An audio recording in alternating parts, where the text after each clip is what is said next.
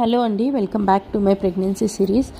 Evening అయితే నేను ఫుల్గా డ్రైన్ అయిపోయాను. అండ్ మెంటల్లీ ఏంటంటే జనరల్గా మనం బేబీ బాగుండి అంతా నార్మల్గా ఉంటే పెయిన్స్ని కొంచెం తట్టుకుంటాం. ఇంకో 1 అవర్ అయితే బేబీని చూడొచ్చు, 2 అవర్స్ కొంచెం కష్టపడితే బేబీని చూడొచ్చు అని.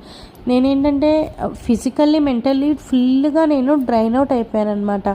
ఈవినింగ్కి బాడీ ఇంకా నేను పెయిన్స్ తట్టుకోలేకపోతున్నాను. నేను మెంటల్లీ ఏంటంటే బేబీ లేదు, ఎందుకు ఇలా అయిపోయింది అని మెంటల్లీ కూడా నాకు చాలా డిస్టర్బెన్స్ ఉంది, చాలా బాధగా అనిపిస్తుంది. ఇంక ఇవన్నీ నా వల్ల కాదు అని అయితే ఈవినింగ్ అయితే ఇంకా నేను తట్టుకోలేని పెయిన్స్ అని చాలా ఎక్కువ గోల చేసేసాను. ఇంకా అప్పుడు అమ్మ వాళ్ళు సిస్టర్ని అడిగారు, డాక్టర్ని అడగండి ఇంకా ఎపిడ్యూరల్ కాకపోతే ఇంకేదైనా స్కోప్ ఉంటుందేమో అనేసి అంటే.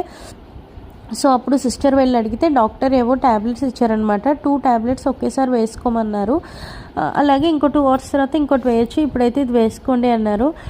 ఇది ట్యాబ్లెట్స్ వేసుకున్నా కూడా లోపల ప్రాసెస్ అనేది జరుగుతూ ఉంటుంది, కానీ కొంచెం పైకి ఎక్కువ పెయిన్స్ తెలీదు, బాగా ఎక్కువ గోల్ చేస్తుంది, ఏడుస్తుంది, తట్టుకోలేనంటుంది కదా అని చెప్పేసి అయితే ఇచ్చారనమాట.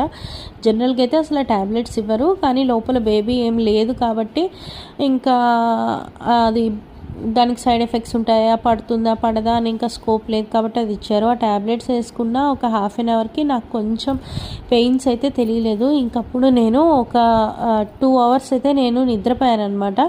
ఇంకా అప్పుడు బాగా నిద్రపోయాను, బాగా అలసిపోయి ఉన్నాను కదా, అందుకని నిద్రపోయాను. నిద్రపోయి లేచి అప్పటికి మళ్ళీ నైట్ 8 అలా అయిపోయింది అనమాట. మళ్ళీ పెయిన్స్ తెలిసాయి, మళ్ళీ పెయిన్స్ స్టార్ట్ అయినాయి.